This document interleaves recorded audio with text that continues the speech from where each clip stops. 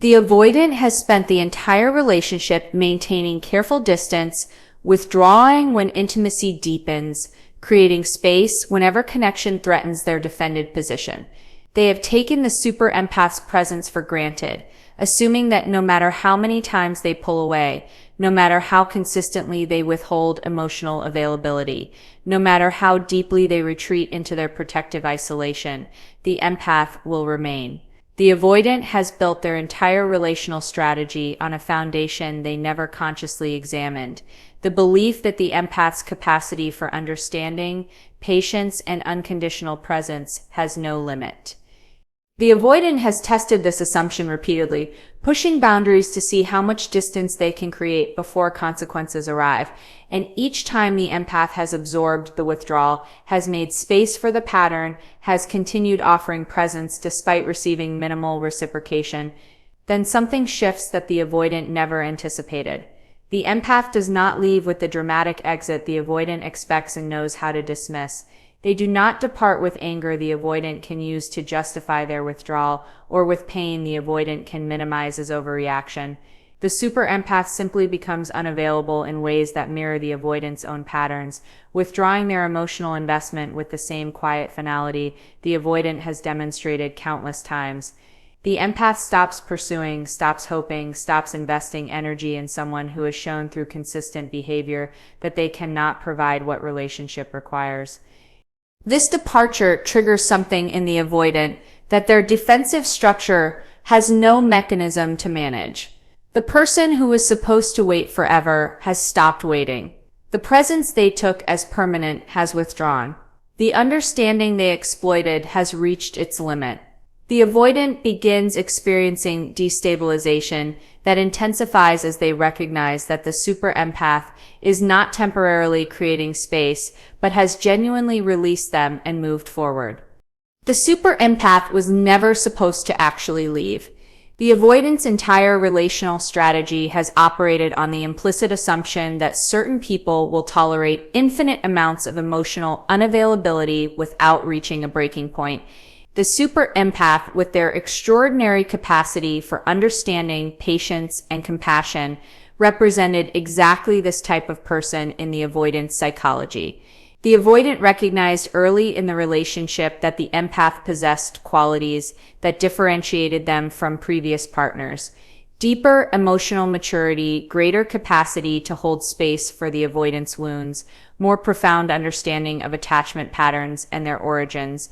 The avoidant unconsciously categorized the super empath as someone safe to be unavailable with, someone whose investment was so solid that the avoidant could maintain their defended distance indefinitely.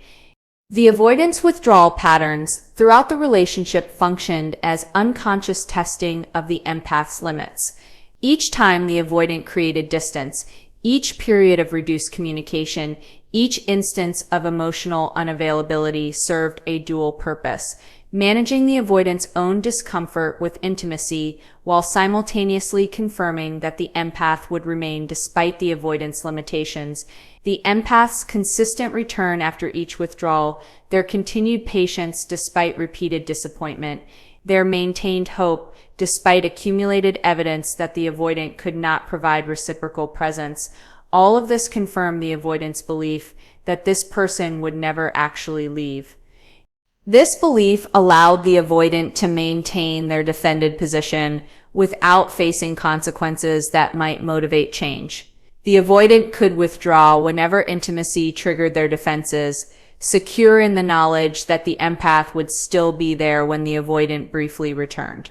They could prioritize their need for distance over the relationship's health because the relationship's continuation never felt genuinely threatened.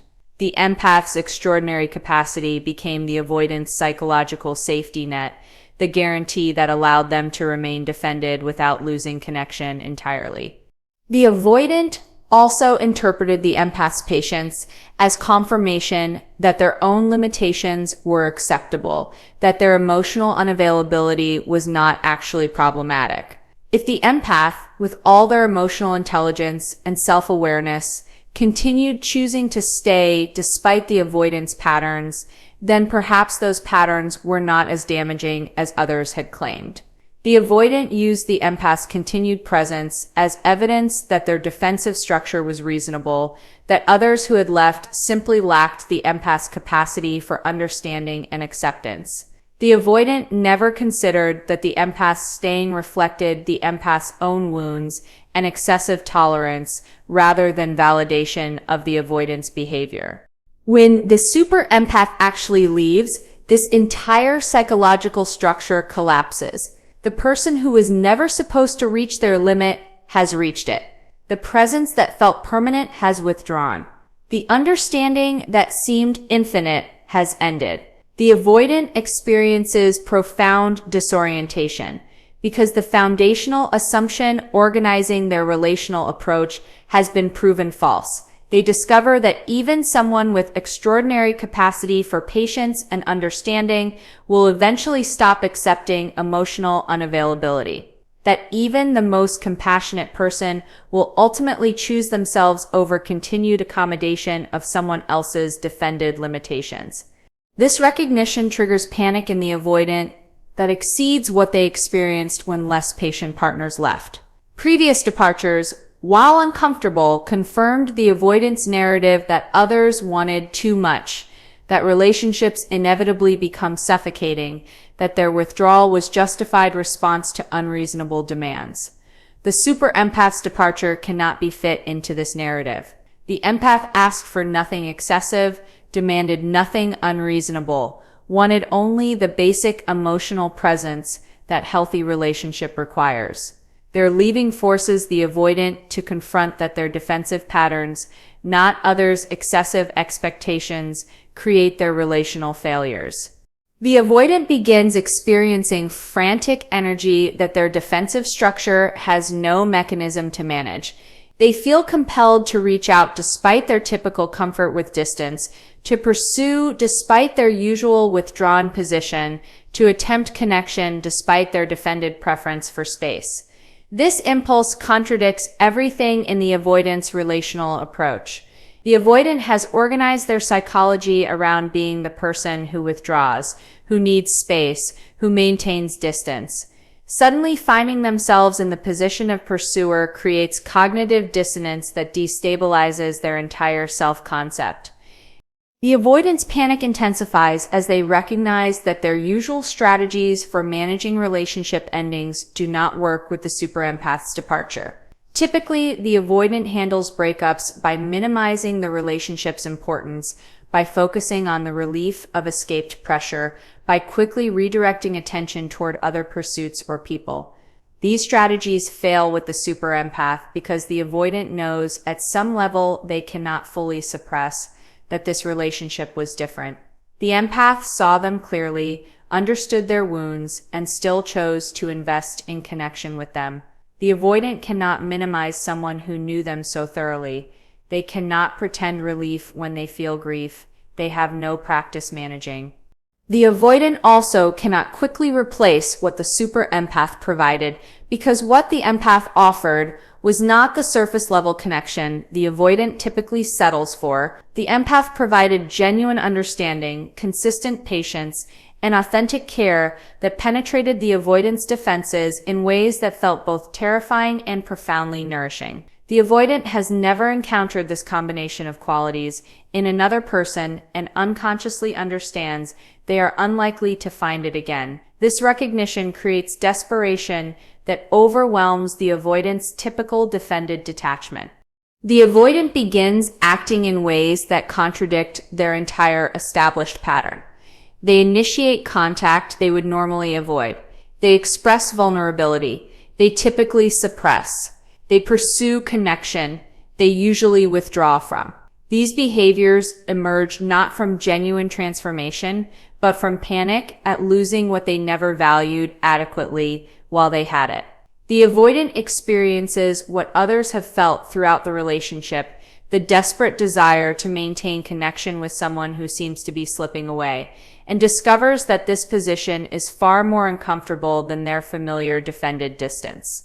The sudden absence of unconditional emotional labor, the super empath has provided invisible infrastructure that maintained the avoidant's comfortable defended position throughout the relationship. This infrastructure consisted of countless acts of emotional labor. The avoidant never consciously recognized the empath bridging distance. The avoidant created, the empath maintaining hope. When the avoidant offered nothing to sustain it, the empath interpreting the avoidant's withdrawal charitably, rather than as rejection. The empath managing their own disappointment without burdening the avoidant. The empath creating connection despite the avoidant's consistent unavailability. This labor operated silently, requiring tremendous energy from the empath while appearing effortless to the avoidant who benefited from it. The avoidant took this emotional labor as natural backdrop to the relationship rather than recognizing it as active effort the empath chose to provide. The avoidant assumed that relationships simply function this way, that connection maintains itself without requiring both people's investment, that someone else will always do the work of keeping intimacy alive when the avoidant cannot or will not. The avoidant has never had to consider how much effort the empath expended to compensate for the avoidant's emotional unavailability because that effort remained largely invisible, woven into the relationship's fabric in ways the avoidant never examined. When the super empath walks away, they take with them all the emotional labor that has been sustaining the relationship, despite the avoidant's limitations. Suddenly, no one is bridging the distance the avoidant creates. No one is maintaining hope on the avoidant's behalf. No one is interpreting the avoidant's behavior generously. No one is managing disappointment silently. No one is compensating for the avoidant's withdrawal. The entire invisible structure that allowed the relationship to continue despite profound imbalance disappears in the empath's absence. The avoidant experiences this absence as sudden destabilization they cannot understand. They do not consciously recognize that the empath was providing all this labor because they never consciously observed it occurring. The avoidant simply feels that something fundamental has shifted, that the relationship that seemed to function adequately despite their distance has completely collapsed. The avoidant cannot identify what has changed, because what has changed is not any specific action, but rather the cessation of countless small actions the empath was taking to maintain connection. The avoidant was not reciprocating. This destabilization forces the avoidant into a position they have never occupied. They must either provide the emotional labor themselves or accept the relationship's complete dissolution. The avoidant discovers that relationships do not maintain themselves, that connection requires active tending from both people, that their withdrawal only worked because someone else was doing double the effort to compensate. This recognition overwhelms the avoidant because they lack practice at the very emotional labor the empath was providing. The avoidant does not know how to bridge distance, maintain hope, interpret generously, or manage disappointment because they have never had to develop these capacities. The avoidant attempts to reach out but discovers their efforts feel clumsy and inadequate compared to what the empath provided effortlessly. The avoidant's attempts at connection lack the warmth, consistency, and genuine emotional availability that characterize the empath's investment. The avoidant can perform gestures of reaching out, but cannot replicate the authentic care that motivated the empath's labor. This inadequacy becomes painfully apparent when the avoidant's efforts meet the empath's boundaried response or complete silence, highlighting the vast difference between the avoidant's minimal, awkward attempts and the empath's sustained, skillful emotional labor. The avoidant also faces the emotional cost of providing labor they previously avoided. Maintaining hope requires tolerating uncertainty and disappointment. Bridging distance requires risking rejection. Interpreting generously requires managing one's own hurt without defensive retaliation. Managing disappointment silently requires emotional regulation capacity. The avoidant has never developed. The avoidant discovers that the emotional labor they took for granted actually demands significant psychological resources and skill, work that is exhausting precisely because it involves capacities The avoidant's defensive structure has prevented them from developing. The absence of the empath's labor also eliminates the buffering that protected the avoidant from fully experiencing their own pattern's consequences. When the empath was present, their continued investment, despite the avoidant's withdrawal, meant the avoidant never faced the full weight of their emotional unavailability. The empath absorbed the relationship's costs, processed the disappointment, managed the distance, and maintained the connection. The avoidant could remain defended without experiencing the loneliness that their defense should naturally create, because the empath's presence prevented that loneliness from fully registering. With the empath gone, the avoidant sits with unmediated consequences of their defensive patterns. They experience the actual isolation that their withdrawal creates, when no one is working to prevent that isolation from becoming complete. They feel the genuine loneliness that emotional unavailability produces when no one is compensating with sustained effort to maintain connection. They face the authentic emptiness that their defended position generates when no one else is filling that emptiness through their own emotional investment. This direct experience of their pattern's natural consequences creates discomfort the avoidant has successfully avoided throughout the relationship. The avoidant begins recognizing retroactively how much the empath was doing to maintain what the avoidant took as baseline relationship functioning. They remember moments where the empath reached out after the avoidant's withdrawal and realized those moments represented active choice the empath was making rather than automatic relationship maintenance. They recall times the empath maintained warm presence despite the avoidant's coldness and understand that warmth required deliberate effort rather than emerging naturally. They recognize that the connection they assumed simply existed was actually being actively created by the empath's consistent emotional labor, while they provided virtually nothing in return. This recognition creates guilt and shame the avoidant has difficulty managing because their defensive structure includes limited capacity for sitting with these emotions. The avoidant wants to blame the empath for leaving, wants to minimize the labor the empath was providing, wants to return to their comfortable defended position where they do not have to acknowledge their profound failures of reciprocity. Yet the super empath's departure makes these defensive maneuvers impossible. The contrast between what the empath gave and what the avoidant offered cannot be denied. The avoidant must face that they have been in relationship with someone who loved them generously, while they return that love with consistent emotional unavailability and lack of effort. The mirror they can no longer avoid. Throughout the relationship, the super empath's presence has provided the avoidant with constant distraction from examining their own patterns. The avoidant could focus on managing the empath's needs, on maintaining just enough distance to feel safe, on navigating the empath's emotional responses to their withdrawal. This external focus allowed the avoidant to avoid internal examination of why they withdraw, what they fear in intimacy, and what their defensive patterns cost them. The empath's presence paradoxically gave the avoidant something to react to rather than something to reflect upon. The avoidant could organize their psychology around responding to the empath rather than examining themselves. The avoidant also used the empath's continued presence as evidence that their patterns were not actually problematic. As long as the empath stayed, as long as someone of the empath's emotional intelligence and capacity chose to remain in relationship with them, the avoidant could tell themselves their defensive withdrawal was acceptable. The empath's staying functioned as implicit validation that the avoidant's limitations were not severe enough to warrant change.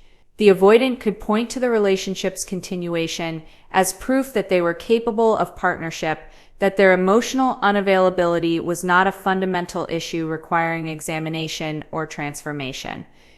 When the super empath walks away, they remove both the distraction and the validation that prevented the avoidant from confronting their patterns. The avoidant suddenly has no one to manage, no one's needs to deflect from, no one's responses to navigate. The external focus that occupied the avoidant's attention disappears, leaving the avoidant alone with their own internal landscape. This forced inward attention creates profound discomfort because the avoidant has spent their life organizing their psychology around external focus that prevents internal examination. The avoidant does not know how to sit with themselves without distraction, without someone else to orient toward, without relationship dynamics to occupy their mental energy. The empath's departure also eliminates the validation that the avoidant unconsciously relied upon. The fact that even someone as patient and understanding as the super empath eventually left communicates an undeniable message. The avoidance patterns are severe enough that even extraordinary capacity for tolerance reaches its limit. The avoidant can no longer tell themselves their defensive withdrawal is acceptable because someone who saw them clearly, understood their wounds deeply, and still chose to leave has demonstrated through that choice that the avoidance limitations are not sustainable in intimate relationship. The empath's absence functions as a mirror reflecting that the avoidance defensive structure creates relationships that eventually fail, regardless of how patient or understanding the other person is. This mirror forces the avoidant to examine patterns they have successfully avoided confronting throughout their life. The avoidant must face that they consistently withdraw when intimacy deepens, that they cannot sustain emotional presence, that they retreat into defended isolation whenever vulnerability threatens their protective structure. These patterns, which the avoidant has minimized or justified throughout the relationship, become undeniable in the stark clarity of the empath's absence. The avoidant cannot blame the empath for leaving. When the empath demonstrated such extraordinary patience, they cannot claim they would be more available with a different partner when they had a partner who created optimal conditions and still could not maintain presence. The avoidant also confronts the cost of their defensive patterns in ways they could avoid while the empath remained. The avoidant sees clearly that their withdrawal destroyed a relationship with someone who offered genuine love, authentic understanding, and consistent presence. They recognize that their inability to reciprocate emotionally has cost them connection that could have enriched their life in ways they could not appreciate while defended against fully receiving it. They understand that their patterns do not protect them from pain, but rather guarantee different pain. The loss of people who genuinely care for them, the isolation that comes from pushing away anyone who gets close, the regret of recognizing too late what they destroyed through their defended unavailability. The mirror the empath's absence provides reflects not just the avoidance patterns, but also the person the avoidant has become through decades of defensive living. The avoidant sees someone who has organized their entire existence around avoiding vulnerability, who has sacrificed intimacy for the illusion of safety, who has chosen defended isolation over the risk of genuine connection. This reflection is devastating because it contradicts the avoidant's self-concept. The avoidant has told themselves they are independent, self-sufficient, content with their autonomous life. The mirror reveals someone who is defended, isolated, and fundamentally alone, not by authentic choice, but by compulsive fear. The avoidant experiences this forced self-examination as intensely uncomfortable because their defensive structure has no mechanism for processing what the mirror reveals. The avoidant psychology has organized around avoiding exactly this kind of internal confrontation. When forced to face their patterns without distraction, when stripped of the validation that someone's continued presence provided, when unable to focus externally rather than internally, the avoidant encounters psychological territory they are completely unprepared to navigate. The discomfort drives them toward any action that might restore the old dynamic, that might bring back the distraction and validation, that might allow them to stop seeing what the mirror reveals. The avoidant's attempts to restore contact with the empath often stem from this desperate need to eliminate the mirror rather than from genuine transformation. The avoidant reaches out not because they have changed, but because they cannot tolerate what they see when forced to look at themselves without the empath's presence, providing distraction and implicit validation. The avoidant wants the empath to return so they can stop confronting their patterns, so they can return to the comfortable defended position where someone else's presence allowed them to avoid internal examination. This motivation, while understandable, reveals that the avoidant has not yet done the genuine work that the mirror is inviting. The super empath's sustained absence keeps the mirror in place, preventing the avoidant from escaping the self-examination that genuine growth requires. As long as the empath remains unavailable, as long as they maintain their boundaries and refuse to return to the old dynamic, the avoidant cannot avoid confronting what the mirror reveals. The avoidant faces a choice: either continue defending against what they see, maintaining their patterns while accepting the loneliness those patterns guarantee, or finally examine honestly what the mirror shows and begin the difficult work of transformation.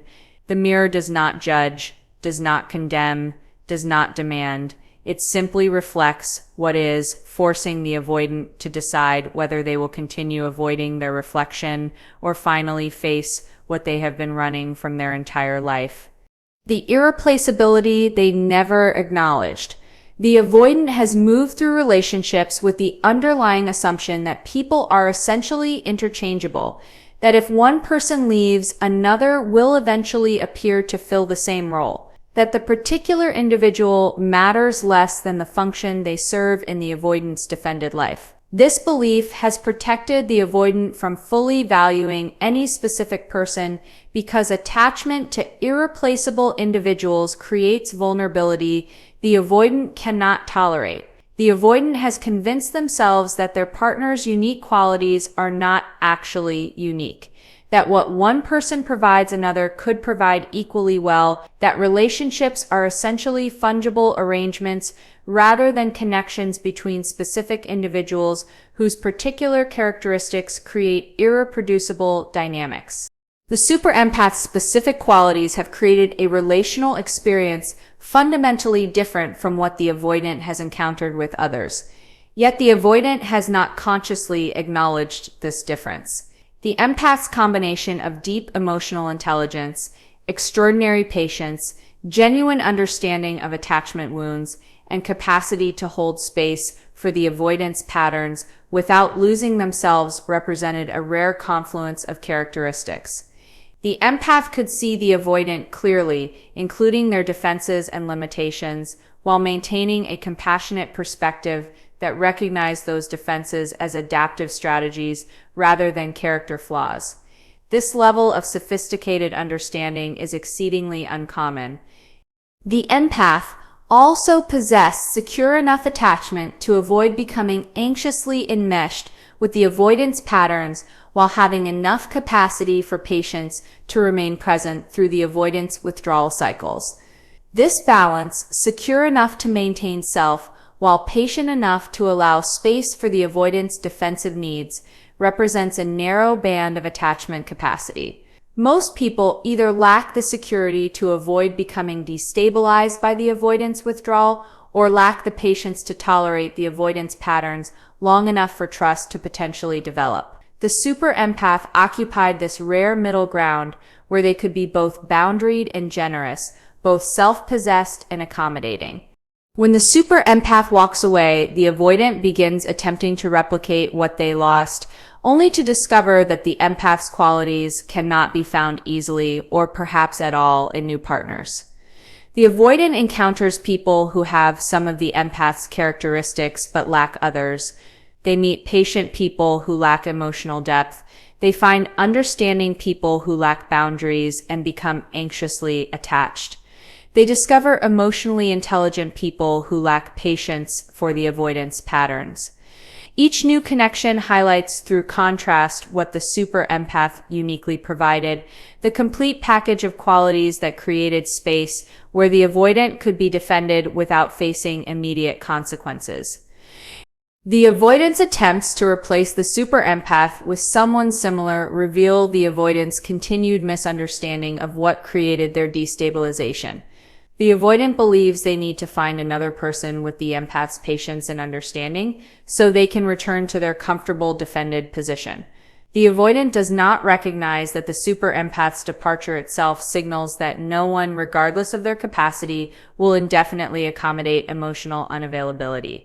The avoidant seeks another person who will allow them to remain defended, rather than recognizing that the problem is not finding the right person to accommodate their limitations, but rather addressing the limitations themselves. This recognition forces the avoidant to face that they cannot simply replace the super empath and return to their comfortable defended position. They have lost something that took years to build, that depended on the empath's rare qualities and their specific knowledge of the avoidant that cannot be quickly found or easily recreated. The avoidant must either accept this loss and live with the grief of recognizing too late what they had, or use the recognition of the super empath's irreplaceability as catalyst to finally examine why they could not value and reciprocate adequately while they had the chance. The irreplaceability that the avoidant never acknowledged while the empath was present becomes painfully obvious in their absence, forcing the avoidant to confront that their defensive patterns cost them something precious they may never find again.